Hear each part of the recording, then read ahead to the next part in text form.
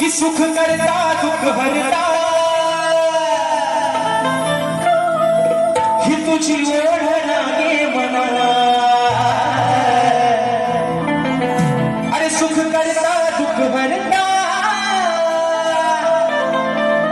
मग तुझी ओढ लागे मना आणि या साऱ्या भक्त जना इकडे गाड्या आणि या साऱ्या भक्त जना देण्या दर्शन यावे गणा असं का म्हणतो बाप्पा अरे भक्त तुझा तयारीला लागलाय ये एकदाचा 7 सप्टेंबरचा तो दिवस लवकर येऊ दे कारण हे डोळे आणि आतुरले देवा तुझी ती मूर्ती पाहण्यासाठी आणि म्हणून म्हणायचं आहे 1 2 3 4